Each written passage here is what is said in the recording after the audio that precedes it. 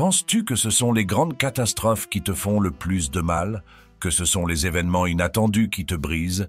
Et si je te disais que ce sont les habitudes invisibles, ces petites choses quotidiennes, presque imperceptibles, qui sont en train de te ronger de l'intérieur? Si tu veux vraiment reprendre le contrôle, abonne-toi maintenant et active la cloche pour ne rien manquer. Ensemble, on va exposer ces pièges invisibles et les détruire un à un. Et je te promets qu'en restant jusqu'à la fin, tu ne verras plus jamais tes habitudes de la même façon. Tu sais, on parle souvent des grandes décisions de la vie, des moments marquants, comme s'ils étaient les seuls à définir qui nous sommes. Mais ce que personne ne te dit, c'est que ce sont les petites actions, répétées jour après jour, qui sculptent vraiment ta réalité. Pas les grandes batailles, pas les grands succès, mais ces micro-habitudes invisibles, ces gestes automatiques auxquels tu ne prêtes plus attention. Et elles sont bien plus puissantes que tu ne l'imagines. Elles forment le socle de ta vie, un socle qui peut soit te porter vers le haut, soit te tirer vers le fond. Imagine un instant que chaque jour, tu mets une petite goutte de poison dans ton verre sans même le savoir. Une goutte si discrète que tu ne sens pas son goût, mais qui finit par t'empoisonner lentement, imperceptiblement.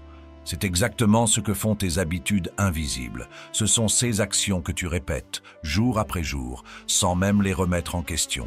Et crois-moi, elles sont bien plus dangereuses que ce que tu crois. Mais alors, comment faire pour démasquer ces habitudes destructrices? La première étape, c'est d'apprendre à les repérer. Parce que tant que tu ne les exposes pas à la lumière de ta conscience, elles continueront à agir en silence, tapies dans l'ombre. Commence par te poser une question simple mais puissante. Quelles sont les actions que je fais chaque jour sans même y penser?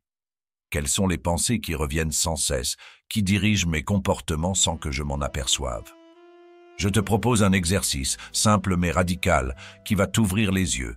Prends un carnet et pendant une semaine, note chaque petite action, chaque pensée répétitive.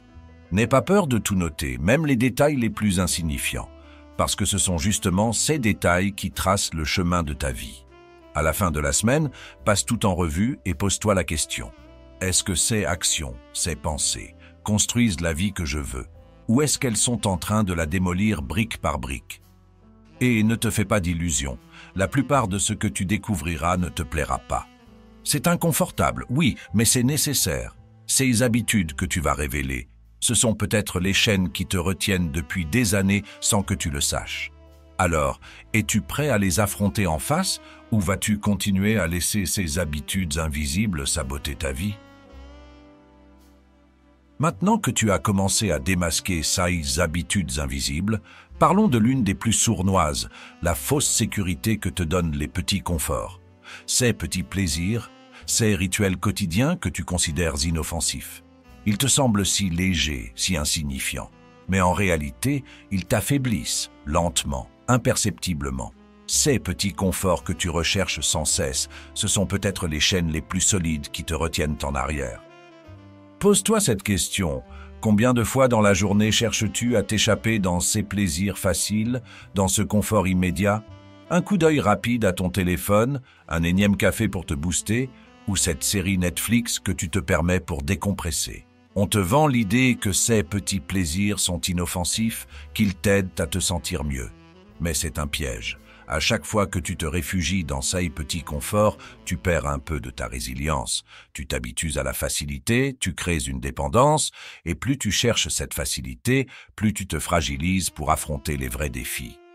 Épictète, l'un des plus grands maîtres stoïciens, disait que la véritable force réside dans notre capacité à accueillir l'inconfort. Il savait que celui qui fuit constamment le désagrément devient esclave de ses propres faiblesses. En cherchant toujours le confort, tu te conditionnes à reculer face à l'adversité. Tu rends ta volonté plus molle, plus docile, incapable de supporter la moindre épreuve. Si tu veux te libérer de cette prison, tu dois apprendre à sortir de ta zone de confort, volontairement, chaque jour. Choisis un petit acte d'inconfort et impose-le-toi. Commence par de simples changements. Prends une douche froide au lieu d'une douche chaude, laisse ton téléphone de côté pendant le petit déjeuner, éteins les notifications et affronte le silence. Fais cela non pas pour te punir mais pour te fortifier. Ces petits défis d'inconfort vont t'habituer à sortir de ce cocon étouffant que sont devenus tes rituels de confort. Et jour après jour, tu deviendras plus résistant, plus maître de toi-même. Ça ne sera pas facile, et tu trouveras des excuses pour éviter ces défis. Mais dis-toi bien une chose, chaque excuse que tu trouves est une autre chaîne qui te retient. Es-tu prêt à te libérer de cette dépendance au confort, à te confronter aux petites épreuves quotidiennes pour redevenir maître de toi-même? Ou vas-tu continuer à vivre enfermé dans une sécurité de pacotille qui te prive de ta vraie puissance? Chaque matin, commence ta journée avec un petit acte d'inconfort. Cela peut sembler dérisoire, mais ces petites résistances te prépareront aux plus grands défis. Imagine un instant la force et la résilience que tu pourrais bâtir, jour après jour, en sortant de cette fausse sécurité. Rappelle-toi, la vraie liberté ne se trouve pas dans le confort, elle est dans la capacité à s'en passer. Maintenant que tu as commencé à t'éloigner des pièges du confort, il est temps d'aborder un ennemi encore plus insidieux, la complaisance. Elle est silencieuse, elle est douce, elle te murmure à l'oreille que tu fais déjà assez, que tu es déjà bien comme tu es. Mais cette pensée, cette complaisance est un poison lent, elle te maintient dans une zone de stagnation, elle te vole ton potentiel chaque jour. Et le pire, c'est que tu ne te rends même pas compte qu'elle est là, à t'affaiblir un peu plus chaque fois que tu l'écoutes. Dis-moi, quand as-tu arrêté de te challenger vraiment? À quel moment as-tu décidé que tu en faisais assez, que tu pouvais désormais te reposer sur tes lauriers? La complaisance s'installe souvent sans qu'on s'en aperçoive, mais elle finit toujours par détruire. Elle endort ton esprit, elle adoucit ta volonté, elle te fait croire que tu n'as plus besoin de progresser. Mais laisse-moi te dire une chose, tant que tu es en vie, tu as encore des montagnes à gravir, des sommets à atteindre, des limites à dépasser. Marc Aurèle, l'empereur philosophe, disait que le plus grand danger pour un homme est de croire qu'il est arrivé, qu'il n'a plus rien à apprendre, car à partir de ce moment, il commence à mourir intérieurement. Le stoïcisme nous enseigne que le chemin de l'excellence est infini, que ce soit en sagesse, en force de caractère, en courage, le chemin ne s'arrête jamais. La complaisance te fait reculer, te fait perdre ce goût de la quête, de l'effort. Pour te libérer de la complaisance, tu dois embrasser un état d'esprit de croissance. Ne te dis plus jamais que tu en fais assez. À partir d'aujourd'hui, adopte la devise suivante. Chaque jour est une opportunité de progresser, de devenir meilleur qu'hier. Commence chaque matin en te demandant ce que tu peux faire de plus, ou tu peux aller un peu plus loin, pas pour te comparer aux autres, mais pour dépasser ta propre version d'hier. Un des moyens les plus puissants de combattre la complaisance est de tenir un journal de progression. Chaque soir, note une chose que tu as faite pour te dépasser, aussi petite soit-elle. Écris aussi ce que tu comptes accomplir le lendemain pour continuer à progresser. Ça te semble insignifiant? Eh bien, ce sont ces petites actions répétées qui vont forger un esprit indomptable. Ce rituel t'empêchera de tomber dans le piège de la suffisance et te rappellera chaque jour que tu es sur un chemin de croissance, pas de complaisance. La vérité, c'est que la plupart des gens se contentent de ce qu'ils sont. Ils se disent « Je vais bien comme ça, pourquoi changer ?» Mais toi, es-tu prêt à regarder cette complaisance en face et à la détruire? Es-tu prêt à te libérer de cette illusion de suffisance pour découvrir ce que tu vaux vraiment? Ou vas-tu continuer à vivre en dessous de ton potentiel en te racontant que tu n'as plus rien à améliorer? Si tu es sérieux dans ta quête de devenir la meilleure version de toi-même, fais ce pas dès aujourd'hui.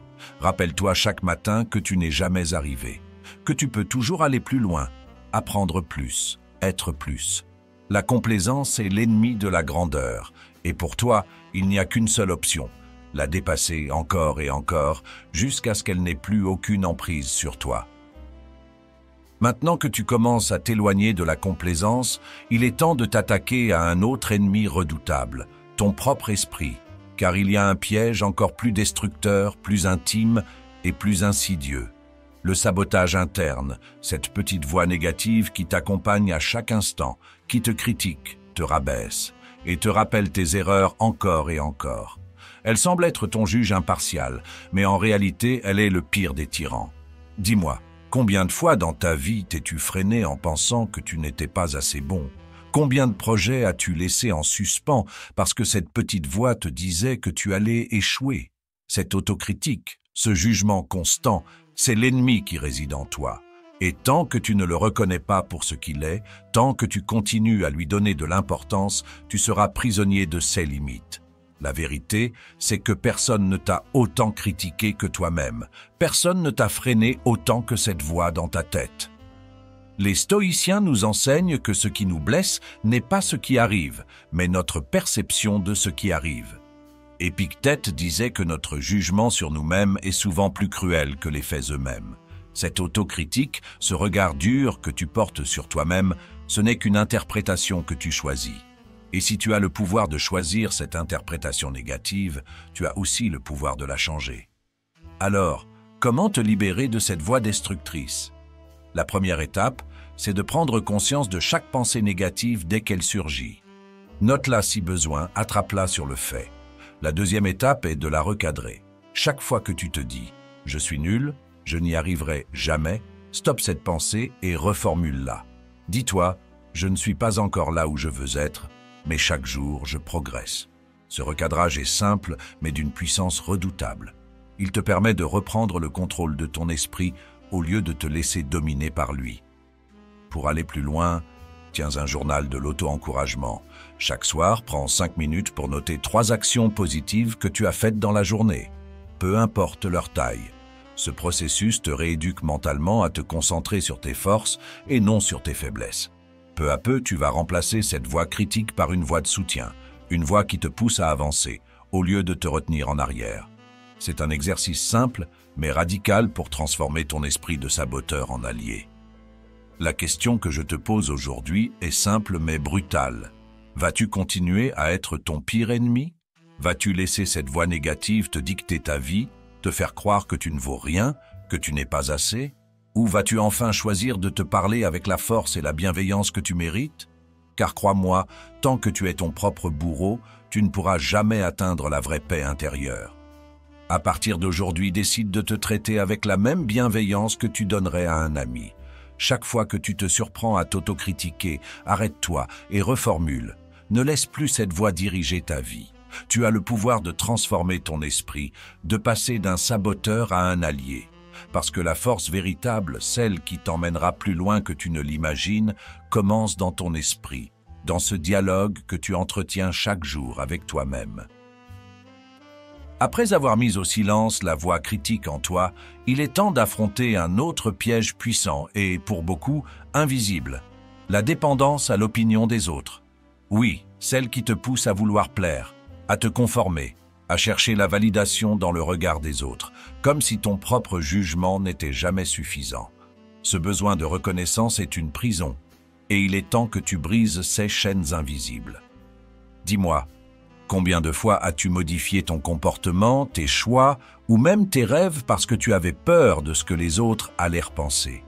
Combien de fois t'es-tu censuré, t'es-tu limité, simplement pour éviter le jugement des autres? Ce besoin d'approbation, cette peur du rejet, c'est l'un des plus grands ennemis de ta liberté. Plus tu cherches à plaire, plus tu t'éloignes de toi-même. Tu deviens un étranger pour toi en poursuivant une illusion, celle d'être accepté par tous. Mais voici la vérité brute, jamais tu n'arriveras à plaire à tout le monde, jamais. Les stoïciens savaient déjà à quel point l'opinion des autres pouvait nous emprisonner. Épictète enseignait que nous ne devrions nous concentrer que sur ce qui dépend de nous. Or, l'opinion des autres ne dépend jamais de nous. C'est un terrain que tu ne contrôles pas. Quand tu laisses leur jugement dicter ta vie, tu donnes ton pouvoir à des forces extérieures. Tu abandonnes ton propre chemin. Être libre, c'est accepter que certains ne comprendront pas, que d'autres ne t'aimeront pas. Et c'est parfaitement normal. Pour te libérer de cette dépendance, tu dois d'abord construire une base solide d'auto-validation. Commence par te poser cette question chaque fois que tu prends une décision. Est-ce que cela me satisfait à moi? Est-ce que c'est aligné avec mes valeurs, avec ce que je veux vraiment? Si la réponse est oui, alors tu n'as pas besoin de l'approbation des autres, parce que ta propre validation est la seule qui compte vraiment. Voici un exercice puissant. Tiens un journal de l'indépendance. Chaque fois que tu prends une décision importante, note pourquoi tu l'as faite et surtout comment elle est alignée avec toi-même. Rappelle-toi que la seule opinion qui compte est celle que tu portes sur toi-même. Au fil du temps, ce journal deviendra une preuve tangible de ta capacité à avancer pour toi-même et non pour les autres. Il sera un témoignage de ta liberté retrouvée. Alors, es-tu prêt à reprendre le contrôle de ta vie? Es-tu prêt à avancer sans te soucier des regards, à faire des choix qui te respectent, toi, au lieu de vivre pour les attentes des autres? Ou vas-tu continuer à donner ton pouvoir à ceux qui n'ont aucun droit sur ta vie? La vérité, c'est que tant que tu chercheras l'approbation extérieure, tu seras un esclave.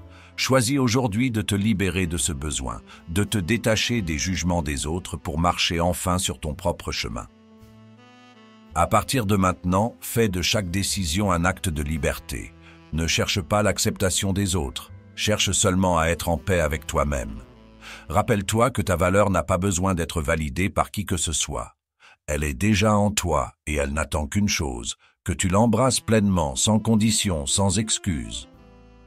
Maintenant que tu t'es libéré des jugements extérieurs, il est temps d'affronter l'un des plus grands obstacles internes, la procrastination. Chaque fois que tu remets à demain ce que tu sais devoir accomplir, tu te trahis toi-même. La discipline ne se construit pas en un jour, elle se forge dans ces petits gestes, ces actions répétées qui finissent par créer des résultats concrets. Sénèque disait « Tant que tu repousses tout au lendemain, la vie s'échappe ». Si tu attends le moment parfait pour agir, tu perds des occasions précieuses de progresser. Choisis une petite action, une seule, et engage-toi à la faire chaque jour, sans excuse. Que ce soit lire 5 minutes, écrire une ligne dans ton journal ou prendre 10 minutes pour réfléchir à tes objectifs, ce n'est pas l'ampleur de l'action qui compte, mais sa régularité. Pendant les 30 prochains jours, engage-toi à répéter cette action simple, peu importe les circonstances. Ce défi renforcera ta discipline et t'éloignera définitivement de la procrastination. Chaque jour compte, alors commence dès maintenant et vois la puissance de l'action quotidienne. Zouji. Maintenant que nous avons exploré ces habitudes invisibles, tu comprends sûrement mieux l'impact qu'elles ont sur ta vie. Ce ne sont pas des détails, ce sont des chaînes qui te retiennent chaque jour, qui t'éloignent de la vie que tu veux réellement. Ces habitudes, elles te volent ton temps, ta motivation, ton potentiel. Et si tu les laisses faire, elles finiront par définir la personne que tu deviens. Mais tu as le choix. Oui, chaque jour, tu as le choix d'affronter ces habitudes et de les détruire une par une. Elles ne disparaîtront pas du jour au lendemain, mais chaque petite action, chaque décision consciente te rapproche de la liberté. Imagine-toi débarrassé de ces dépendances, de cette peur du jugement, de cette complaisance. Imagine la force, la clarté, la confiance que tu pourrais ressentir en vivant pour toi, pour tes propres valeurs. Ne laisse plus ton potentiel en sommeil. Commence aujourd'hui, peu importe la taille du geste. Chaque petite victoire est une étape vers une vie de liberté et de puissance. Alors, si cette vidéo a réveillé quelque chose en toi, abonne-toi, active la cloche et rejoins cette communauté de personnes qui veulent vraiment changer. Et partage cette vidéo avec ceux qui, comme toi, sont prêts à détruire leurs vieilles habitudes pour se reconstruire. Rappelle-toi, tu es plus fort que tes habitudes. Elles n'ont aucun pouvoir face à ta volonté, face à ton désir de vivre une vie pleine et véritable. Alors, que choisis-tu aujourd'hui? Vas-tu continuer à te laisser dicter ta vie par ces habitudes invisibles ou vas-tu enfin prendre le contrôle et te libérer pour de bon? La décision t'appartient. Fais le premier pas et ne regarde plus en arrière.